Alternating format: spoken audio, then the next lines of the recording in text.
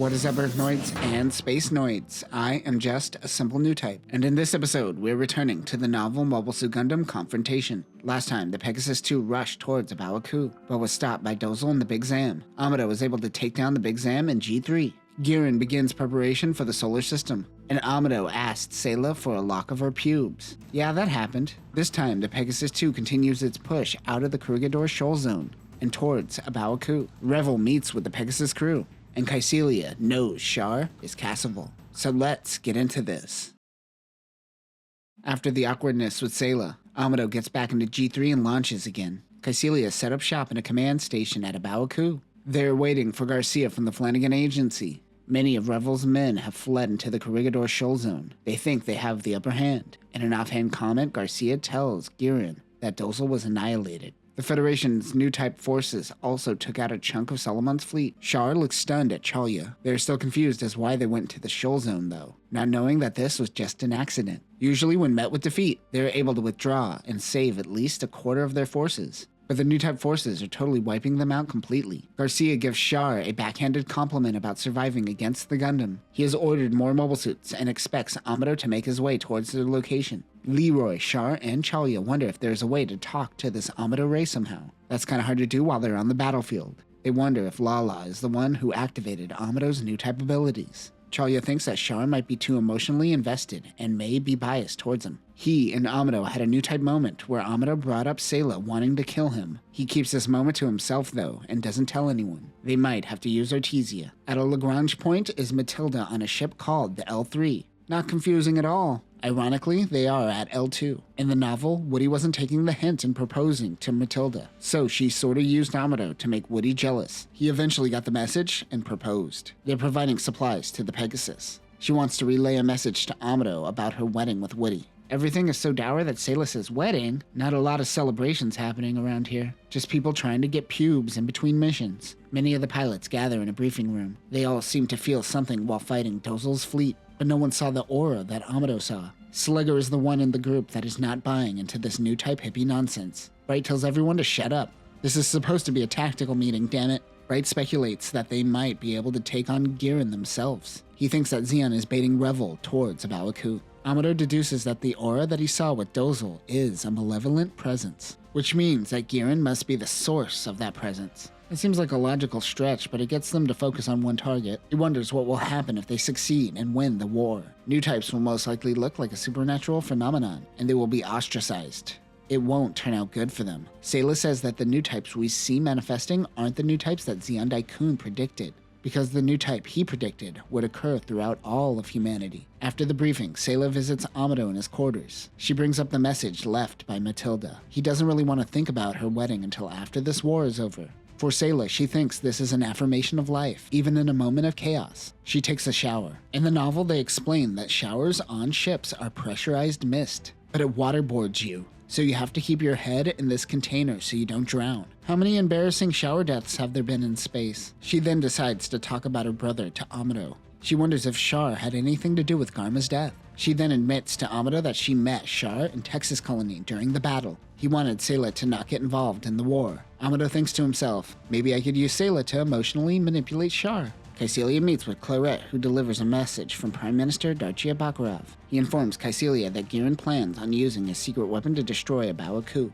Remember, Claret is the Hammond Crowley character in this novel. Claret also mentions that they know the location of Artesia and Casval Daikun. Kycilia finally puts it all together and realizes that Char is Casval. However, she isn't mad. In fact, she feels a motherly love towards Char. She is glad that she took him in under her wing. She reflects on the past when they hung out as children. Kycilia said that their blonde features made the Daikuns look like they stepped out of a fairy tale. Kycilia happens to say this exact line in G-Quux, and it is a direct reference to this moment in the novel. In the novel, this affirms her belief that one day she can become a mother. Unlike her attitude in G-Quux where she wants to completely delete the Zeon bloodline, it's also different from Gundam Origin where Kycilia did a bad touch on Char. She says, alright, let's confront this now. Send in Char. Unlike the Federation, who will absolutely kill Newtypes if given the opportunity. Kycilia thinks that after the war, she will let the people decide the fate of Newtypes, which means Char may be a hero in this war. He may also be a scapegoat. Char comes in and asks for 2 Elmiths, half-jokingly. Kycilia tells him, calm down there, cowboy. but then she offers him a brow bro, which has been in development. Kycilia then calls him Casval. Oh, that's what this meeting is all about. He wasn't able to anticipate this and thinks maybe I'm not a new type if I couldn't see this coming. He takes off his mask, revealing his scar. He expected punishment, but Kycilia laughs at him. He is still necessary to her, and A Baoa Qu is all that matters now. They could talk after the war. She plans on leaving A Baoa Qu to head towards Side 3. She wants him to guard her. He realizes Garen is trying to target her. Her plan is to bail when Revel begins his attack. They should be too preoccupied to care about her. She says to Char, I'd rather you kill me than Garen. Ooh, foreshadowing. After the meeting, Char goes to Kycilia's assistant, Margaret Ring Blair, and says, hey, you want to make a baby? So Rambaral told Garen of Char's identity, and Clarette told Kycilia. It is insinuated that Clarette was used by Garen and then passed off to Rambaral. They are working towards their own plan. However, Ral is worried about Clarette as she is on board A Baoa Qu currently. The drogue visits the Pegasus and the Corregidor Shoal Zone. General Revel is astonished by their capabilities. He thinks the crew are new types, but tells him they are just regular people. The Gundam pilot may be a new type though. Amado tells Revel about his interaction with Lala, Char, and Cusco Al.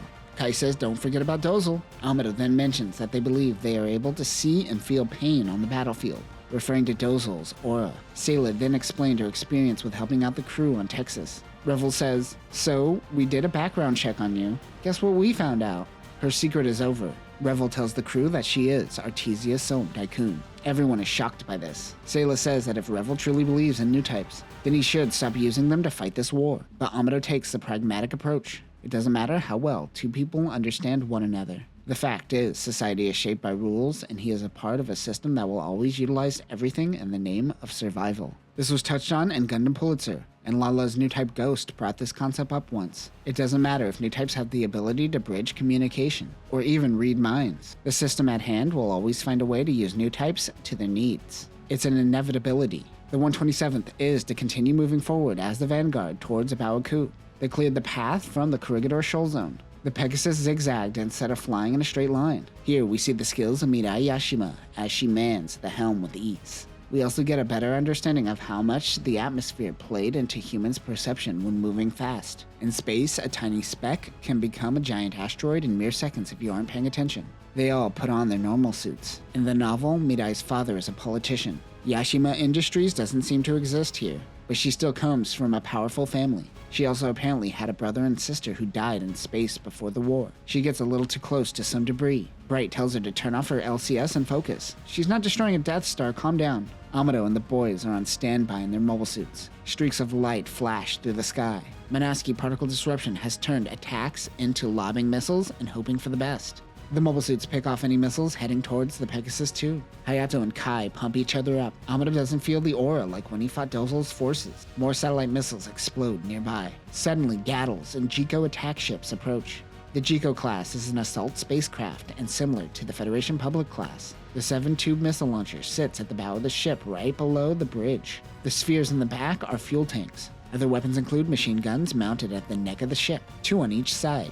Following them are Gao bombers. Revel's plan is to concentrate fire in one area and create a hole in their defenses. Meanwhile, we learn that Garen has a wife in the novel, but he thinks that she is beneath him. The only person that he truly trusts is Kycilia. The two flirt with one another. Ew, it's like watching Palpatine try to flirt. Gross. Garen is informed that the Fetties have begun their attack again. Even Garen didn't expect Dozel to fall so fast. To be clear, he expected Dozel to die, but he was hoping Dozel would hold off the fleet for at least a day or two. They also mention a Commander Chapman Jerome. Fun fact, this is the guy who died with Garen and Kycilia in Jiquux. She finally speaks up and says that the death of Randolph and Kycilia would be too big of a loss for Zeon. He says don't worry about it and begins caressing her neck. Garen's a psychosexual freak, but she's into it, so she's a freak too. Garen explains the Antarctic Treaty and how half of humanity has died during the first week of war. But then he says, hey man, there are still more humans now than during the Dark Ages. You know what? I say not enough people have died during this war. Kycilia says you are the coolest and are always right. She's in too deep, nothing she could do now. She's going down with the ship. And that will do it for this episode. Much of this episode were our characters musing about what exactly a new type is. Regardless if they are new types or not, they believe they are nothing more than regular humans. Everyone is moving into position to make their final moves, including the Secret Service and Ramba Rao. Next time, Chalia defects as Garen's spy and works exclusively with Char. Kycilia bails while pretending she is still being held up at A Baoa Qu, and the Newtypes face off against one another. But that will do it for now, Newtypes. Remember, never let Garen touch you. Never. Peace.